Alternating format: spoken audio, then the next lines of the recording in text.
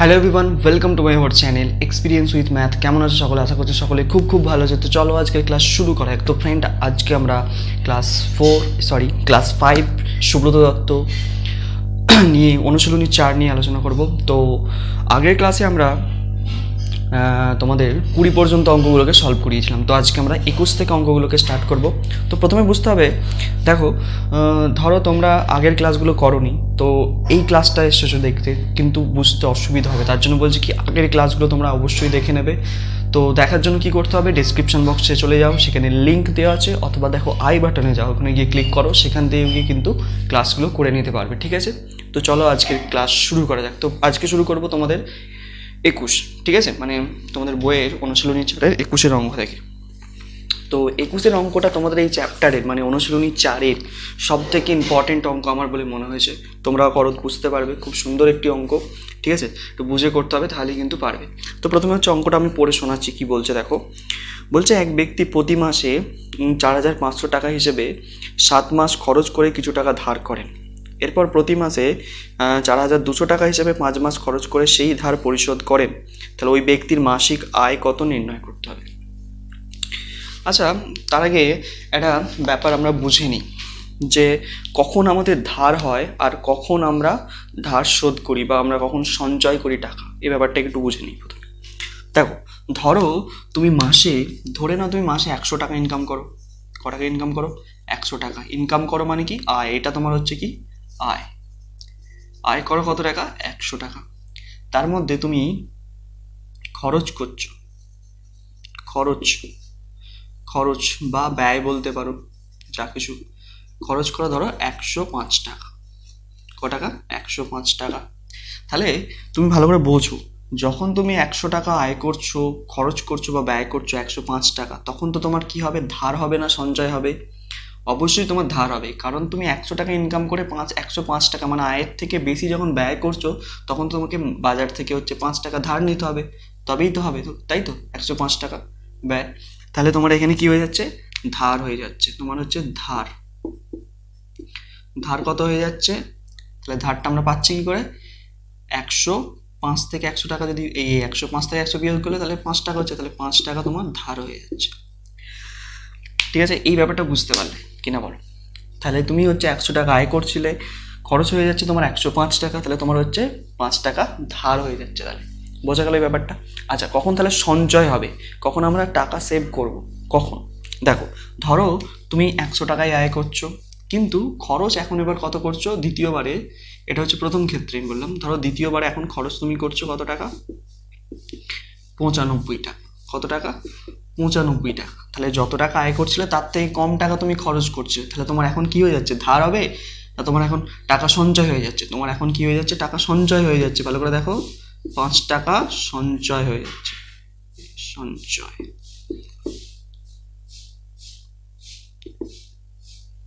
সঞ্চয় হচ্ছে কত টাকা? 5 টাকা। তাহলে কত টাকা সঞ্চয় হয়ে যাচ্ছে? 5 টাকা তোমার সঞ্চয় হচ্ছে। ব্যাপারটা বোঝা গেল? তাহলে এখানে দুটো কন্ডিশন, মানে দুটো ব্যাপার ঘটছে। যখন হচ্ছে তুমি কি করছো, যে আয়ের থেকে বেশি খরচা করছো, তখন তোমার ধার হয়ে যাচ্ছে বাজারে। যখন হচ্ছে তুমি আয়ের থেকে কম টাকা খরচ করছো বা ব্যয় করছো, তখন হচ্ছে তোমার সঞ্চয় হচ্ছে টাকা। তাহলে আমরা একটা জিনিস এখান থেকে কি লিখতে পারি বলো তো? ধরো আয়, যখন যখন আমি বলছি তুমি টাকা মানে কি বলছো, ধার করছো বাজার থেকে, যখন তুমি টাকা ধার করছো, তখন এর ক্ষেত্রে আমি লিখতে পারি আয়ের সঙ্গে যদি আমি ধারটা যোগ করে দিই, তাহলে কি পাবো বলো তো? খরচ পাবো। পাবো কি না বলো? পাবো কি না? এটাই তো হয়েছিল। ধরো এই ক্ষেত্রে আমি কি করছি? বাজার থেকে ধার করছি। প্রথম ক্ষেত্রে কি করছি? আমি বাজার থেকে টাকা ধার করছি, 5 টাকা ধার করতে হচ্ছে। কেন? দেখো, তোমার হচ্ছে আয় ছিল কত টাকা? 100 টাকা, তাই তো? তার সাথে আমি যদি ধারটা যোগ, কত টাকা ধার করছিল বাজার থেকে? 5 টাকা। তাহলে কত টাকা খরচ হয়ে যাচ্ছিল? 105 টাকা। বোঝা গেল? বোঝা যাচ্ছে কিনা ব্যাপারটা? দেখো, এই লাইনটা বুঝতে হলো। যখন তুমি বাজার থেকে ধার করবে, ঠিক আছে, তখন আমরা কি লিখতে পারি? আয় প্লাস বা আয় যোগ ধার সমান হচ্ছে খরচ। আয়ের সঙ্গে ধারটাকে যোগ করলে তাহলে আমার সেই মাসের খরচটা কত, সেই টাকাটা আমরা কিন্তু জানতে পারবো। এই অঙ্কটাই কিন্তু। আর যখন উল্টো হবে, যখন তোমার সঞ্চয় হবে, তখন আমরা কি লিখবো? তখন যখন সঞ্চয় হবে তখন কি লিখতে পারবো, তখন উল্টো লিখবো। তখন কি করবো দেখো, তখন হচ্ছে কি আয়, তখন এই কথাটা লিখতে পারবো যে আয় বিয়োগ ধার সমান সঞ্চয়, তাই তো? সঞ্চয় বলছি, খরচ। তখনকার খরচটা আমরা পেয়ে যাব।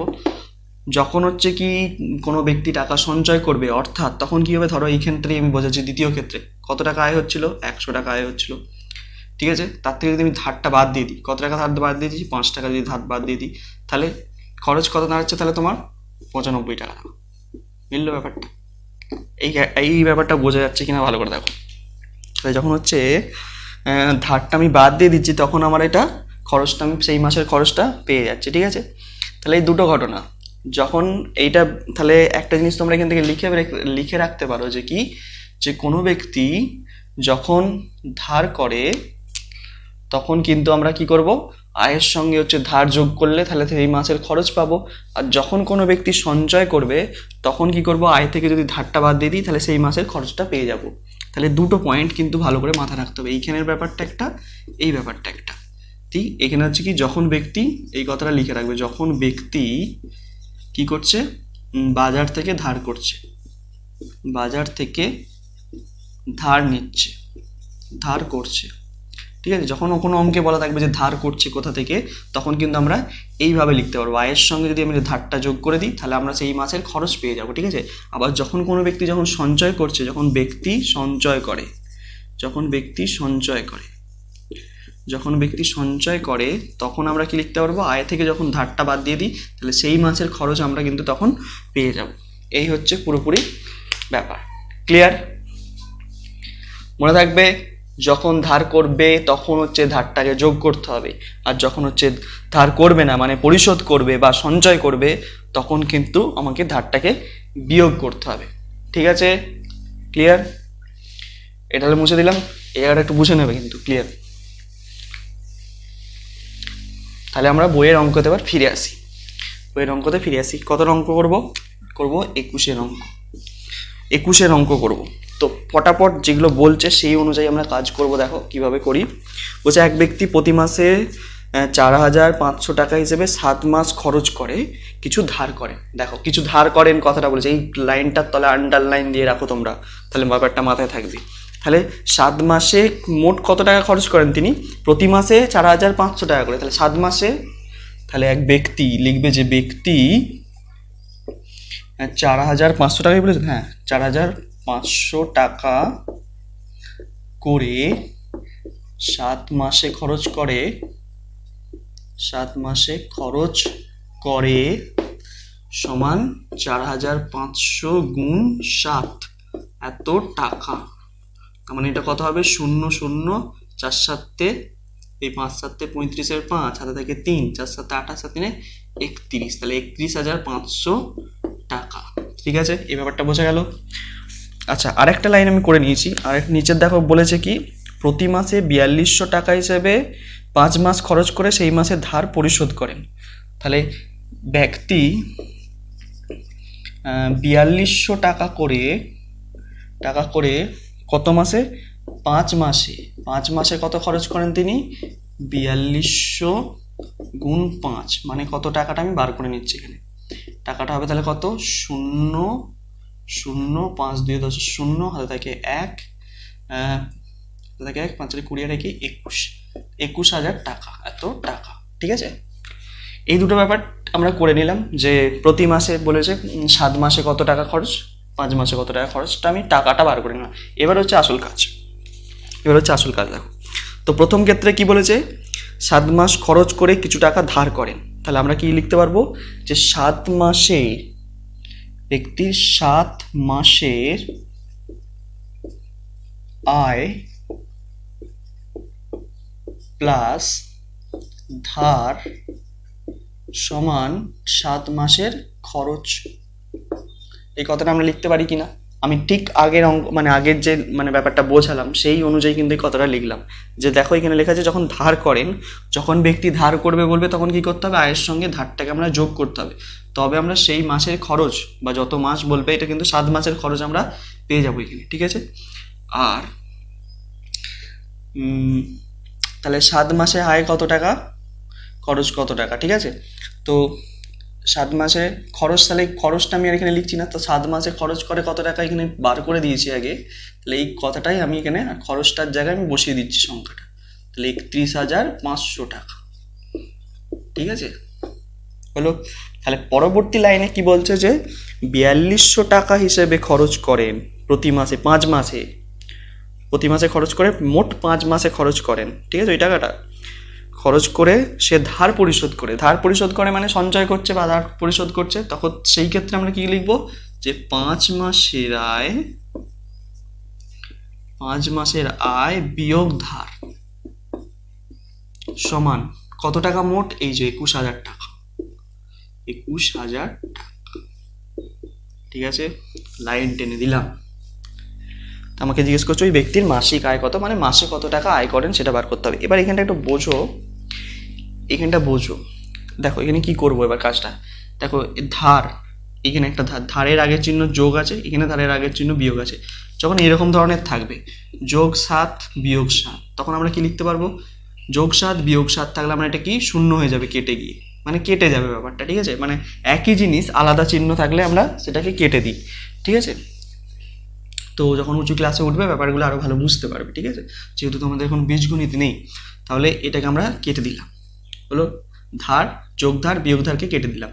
তাহলে 7 আর 5 আমরা কি যোগ করে দেবো। এবার তোমাদের মনে হবে স্যার যোগই করবো কেন, বিয়োগও তো করতে পারি।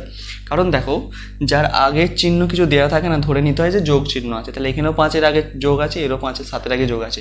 যখন একই চিহ্ন থাকে তখন আমরা যোগ করি, ঠিক আছে। তাহলে 7 আর 5 যোগ করলে কত হবে, 12 হবে। তাহলে 12 মাসে আয় সমান, এটা যোগ করলে কত হচ্ছে, 0,05 2 3 2 6, এই 3 আর 2 6 5, 52,500 টাকা, ঠিক আছে। কত হয়ে গেল, 52,500 টাকা। যোগটা বোঝা গেছে। তো এবার কি করতে বলেছে, আমাকে 1 মাসের আয় জিজ্ঞেস করেছে। 12 মাসের আয় যদি জানি আমরা, 1 মাসের আয় কিন্তু সহজেই বার করে ফেলতে পারবো ঐকিক নিয়ম করে। তাহলে 1 মাসের আয় কত হবে, 52,500 ভাগ 12। তো এটাকে কাটাকুটি করে দাও, তাহলে উত্তর মিলে যাবে। কত দিয়ে কাটবে, তো 12 দিয়ে ভাগও করে দিতে পারো, পাশে অসুবিধা নেই। আমি কিন্তু 12 দিয়ে ভাগ করে দেখে নিচ্ছি কত হচ্ছে, ঠিক আছে। 52,500কে আমি 12 দিয়ে যদি ভাগ করি, তাহলে 3 12 34, 4 12 48, 4 12 48, 8 4 5 12 60 হয়ে যাবে, হয় না, 4 12 48, ঠিক আছে। 8 কত 12, 4 12, হাতে থাকে 1, মিলে গেল 45 হচ্ছে, ঠিক আছে। তাহলে 45কে তো যেখানে 4 12 48 হবে না, তাহলে 12 3 12 36 করো, 3 10 36, 6 কত 15, 9 15, হাতে থাকে 1 3 1 4 90, 12-র নামটা 7 12 84 হয়, 7 7 12 84, 7 2 9 7, তাহলে 7 12 84, 8 10 4 84 হলো, 6 শূন্য নামলো, 5 12 60, ঠিক আছে। তাহলে আমার কত হয়ে গেল, 4,375 টাকা। এটা কাটাকাটি যদি করো তাহলে কত হচ্ছে, 4,375 টাকা।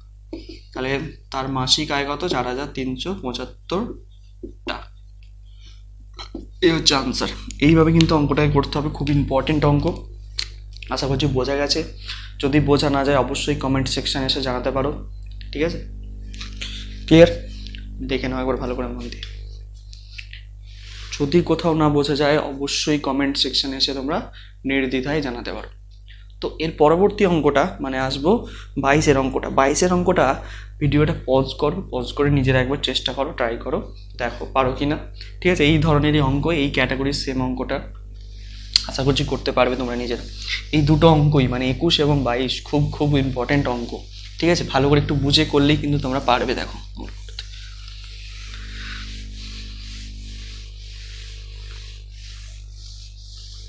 ঠিক আছে, চলো তাহলে আমরা একবার পড়ে ফেলি অঙ্কটা। 22-এর অঙ্কটা কি বলছে, বলছে রাম প্রতি মাসে 4,500 টাকা হিসেবে 7 মাস খরচ করে কিছু টাকা সঞ্চয় করেন। এইখানে দেখো বলেছে সঞ্চয়, তো সঞ্চয় করছেন মানে কি, ধরো মাসে সে 100 টাকা যদি আয় করে, তাহলে সে ব্যয় করছে তাহলে কত টাকা, ধরো 95 টাকা ব্যয় করছে, তখন কি করবে, সঞ্চয় করবে। আর সেই ক্ষেত্রে লাইনটা কীরকম লিখতে পারবো, যে আয় বিয়োগ ব্যয় বা সঞ্চয়, ঠিক আছে, সমান আয় বিয়োগ কি লিখতে পারবো, সঞ্চয়।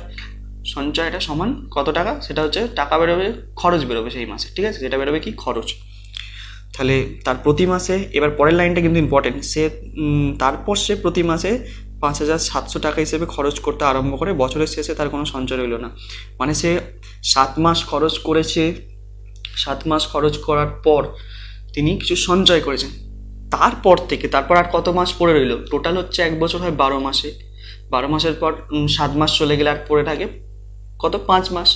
তাহলে ওই 5 মাসে সে কি করলো, খরচ করতে শুরু করলো, কিন্তু বছরের শেষে দেখলো কি তার সমস্ত যা সঞ্চয় ছিল তার সমস্ত কিছু শেষ হয়ে গেল, কোনো সঞ্চয় আর রইল না। তো সেক্ষেত্রে নামের মাসিক আয় কত নির্ণয় করতে হবে, ঠিক আছে।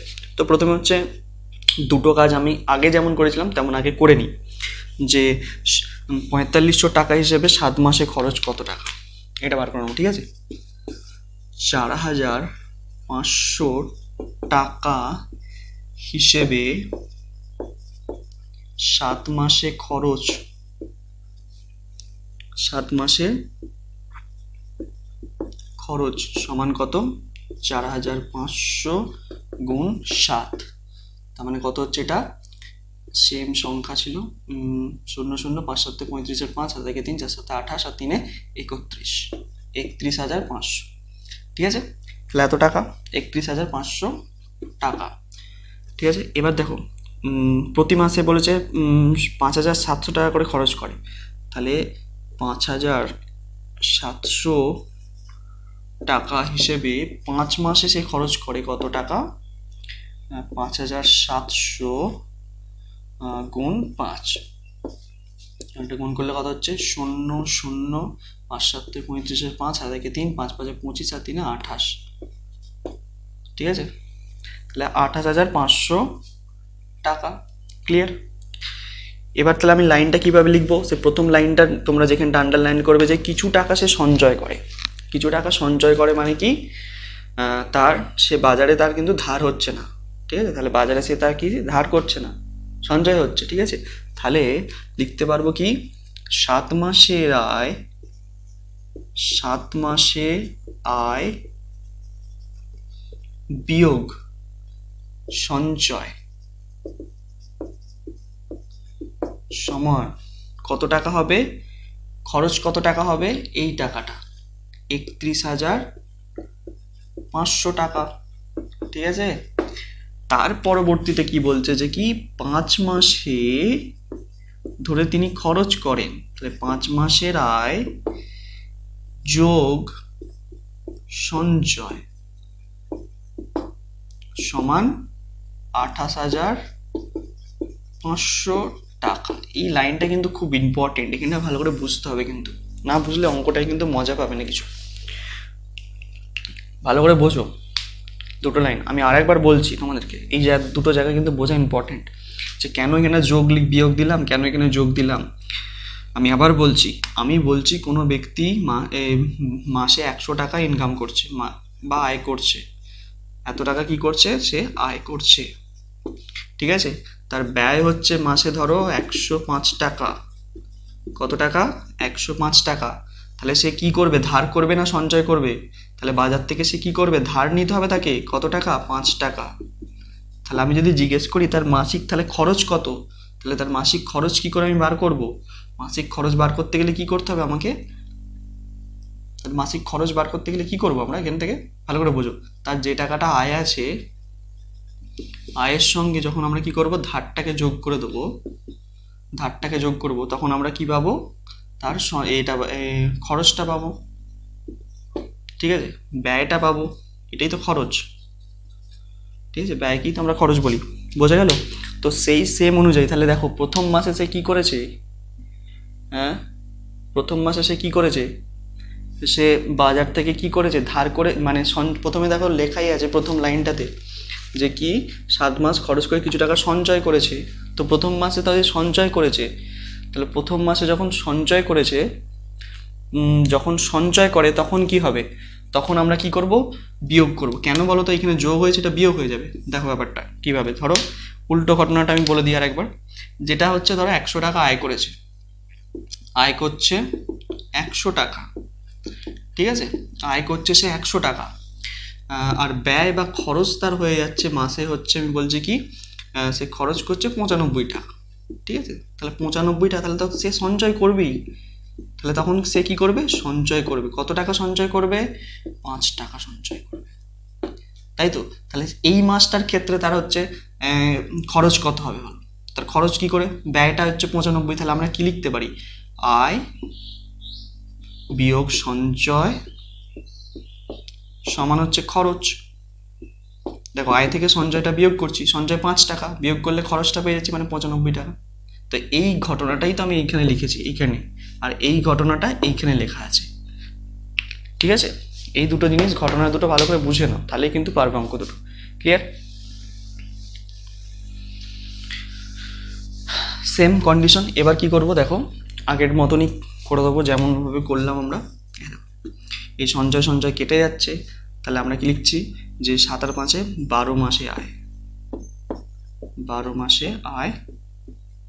তাহলে কত হবে, এগুলোকে যোগ করে দাও, 0 0, 5 5 10 0, হাতে থাকে 1, 8 একে 9, 9 একে 10 0, হাতে থাকে 1, 2 একে 3, 3 3 6, তার মানে কত হয়ে যাচ্ছে, 60,000 টাকা। তার বছরে মানে বার্ষিক আয় হচ্ছে 60,000 টাকা। তাহলে 1 মাসে আয় কত, তাহলে 1 মাসে আয় বার করতে গেলে কি করতে হবে, 60,000 টাকাকে ভাগ করব কত দিয়ে, 12 দিয়ে। 12 দিয়ে কাটাকুটি করে দিলেই তাহলে আমার আনসার চলে আসবে। তাহলে 12 5 60, 5 12 60, আর একটা দুটো তিনটে শূন্য, তাহলে 5,000 টাকা বেরোলো। তাহলে 5,000 টাকা, এটাই আনসার। তাহলে রামের মাসিক আয় কত, 5,000 টাকা। ক্লিয়ার, বোঝা গেল কিনা দেখো, খুব ইম্পর্টেন্ট একটি অঙ্ক। যদি অসুবিধা হয় অবশ্যই রিপিট করে, অঙ্কটা রিপিট করে অন্তত দেখবে, অঙ্কটা খুব খুব ইম্পর্টেন্ট একটি অঙ্ক, ঠিক আছে। তো এই গেল আমাদের 22-এর অঙ্ক। তো এর পরবর্তী আরেকটি অঙ্ক আজকে ক্লাসে করব আমরা, ঠিক আছে, 23-এর অঙ্কটা। তো এটা বোঝা গেছে নিশ্চয়ই, আমি এটা মুছে দিলাম, এটা মুছে দিলাম। এবার আসবো আমরা কত অঙ্কটা, 23-এর অঙ্কটাতে। তো 23-এর অঙ্কটা কি বলছে দেখো, বলছে 8,700 মাস থেকে কমপক্ষে কত বিয়োগ করলে বিয়োগফল 25 দ্বারা বিভাজ্য হবে। এটাও ভালো অঙ্কটা, এটাও ভালো অঙ্ক। এটা কত অঙ্ক, 23, তাই তো। আচ্ছা আমি যদি বলি যে ধরো আমার কাছে আছে 15, 15কে 15 থেকে কত বিয়োগ করলে, 15 থেকে কত বিয়োগ করলে বিয়োগফলটা, ঠিক আছে, বিয়োগফলটা 2 দ্বারা বিভাজ্য হবে। ভালো করে বোঝো, যে আমি বলছি 15 থেকে কত বিয়োগ করলে, 15 থেকে, প্রশ্নটা ভালো করে বোঝাকে, আমি বলছি 15 থেকে কত বিয়োগ করলে, বিয়োগ করলে বিয়োগফলটা, বিয়োগফলটা ফলটি 2 দ্বারা বিভাজ্য হবে, 2 দ্বারা বিভাজ্য হবে। এটা হচ্ছে প্রশ্নটা। তাহলে ভালো, এটা তো আমরা সিম্পল বলতে পারবো যে 15 থেকে কত বিয়োগ করলে সেই সংখ্যাটা 2 দ্বারা বিভাজ্য। আচ্ছা 15 থেকে যদি আমি 1 বিয়োগ দিয়ে দিই, 15 থেকে যদি 1 বিয়োগ দিয়ে দিই, তাহলে কত হয়ে যাবে, সংখ্যাটা 14 হয়ে যাবে। 14কে তো 2 দ্বারা ভাগ করা যাবে, যাবে তো। তো এই যে একটা, এই একটাই পাবো কোত্থেকে, এটা ছোট সংখ্যা বলে মুখে মুখে বার করে ফেললাম যে হ্যাঁ 2 দ্বারা বিভাজ্য 14, অর্থাৎ 1 যদি বাদ দিয়ে দিই তাহলে সংখ্যাটি 2 দ্বারা বিভাজ্য হয়ে যাবে। তাহলে ছোট সংখ্যার ক্ষেত্রে, কিন্তু যদি বড় সংখ্যা দিয়ে দেয়, মানে তোমাদের বইতে যেমন দেওয়া আছে, তো সেক্ষেত্রে কি করে বার করবো, তার জন্য আমি ছোট অঙ্ক দিয়ে একটু বুঝিয়ে দিচ্ছি। তাহলে ছোট সংখ্যা দিয়ে বুঝে গেলে গোটাটা বড়টাও বুঝতে পেরে যাবে। মানে যে সংখ্যাটা দেওয়া থাকবে আর কি, 15, তো 15কে কি দিয়ে বিভাজ্য, 2 দ্বারা বিভাজ্য হবে বলেছে, তাহলে 2 দিয়ে ভাগ করবে, 2 দিয়ে ভাগ করলে 2 সাথে 14, কত হয়ে গেল, 2 সাথে 14, ঠিক আছে। এই যে ভাগশেষটা পেলে, এই ভাগশেষটা বিয়োগ করবে কার থেকে, এই যে ভাজ্য যেটাকে ভাগ করছো আর কি, 15 - 1, এই যে একটা বিয়োগ করে কত পাবো, 14। ঠিক আছে, তাহলে এই যেটা বেরোবে সেটাই কিন্তু অ্যান্সার। তাহলে হচ্ছে 15 থেকে কত বিয়োগ করলে, 15 থেকে তাহলে আমরা লিখবো কি, 1 বিয়োগ করলে বিয়োগফল 2 দ্বারা বিভাজ্য হবে। বোঝা গেছে অঙ্কটা? তাহলে ওই অঙ্কটার ক্ষেত্রে কিন্তু আমরা সেমভাবে করবো, তোমাদের বই যেটা দেওয়া আছে আর কি, বই যেটা দেওয়া আছে কিন্তু সেমভাবে যেইভাবে দেওয়া আছে সেইভাবেই কিন্তু, এইভাবে যেইভাবে দেখালাম সেইভাবেই করবো। তাহলে আমাকে এখানে কত দেওয়া আছে, 23-এর অঙ্কটা 8,705কে কমপক্ষে কত বিয়োগ করলে বিয়োগফল 25 দ্বারা বিভাজ্য হবে। তো আমাকে কী করতে হয়, 25 দ্বারা আমি ভাগ করে দেবো এটাকে, যেটা ভাগ শেষ বেরোবে সেটাই আমার আনসার। খুব সোজা অঙ্ক, ভাগ শেষ যেটা বেরোবে, দেখো 25 দিয়ে যদি ভাগ করি, 25 × 2 = 50, 25 × 2 = 50, 3 × 25 = 75,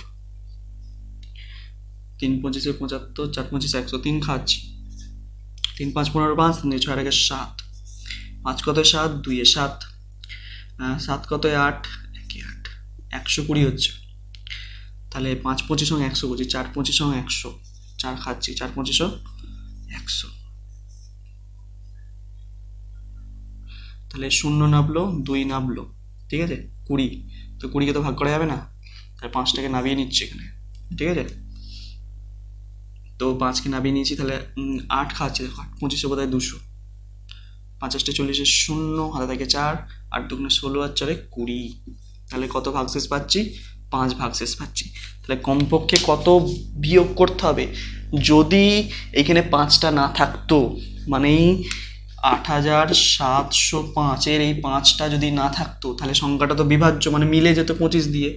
তাহলে আমাকে কত বিয়োগ করতে হবে, তাহলে কমপক্ষে 5 বিয়োগ করতে হবে, 5 বিয়োগ করতে হবে। কার থেকে, এই 8,705 থেকে। তাহলেই হচ্ছে সংখ্যাটি 25 দ্বারা সম্পূর্ণরূপে বিভাজ্য হবে। ক্লিয়ার? সোজা অঙ্ক। পারে। তো আজকে ক্লাস এই পর্যন্তই থাক। যেইগুলো বুঝতে পারছো না, মনে হচ্ছে যে শক্ত, ঠিক আছে, তোমরা কমেন্ট সেকশনে জানাও, সেগুলোকে নিয়ে আবার আমরা নেক্সট ক্লাস আলোচনা করব। তত অবধি মন দিয়ে পড়তে থাকো। All the very best.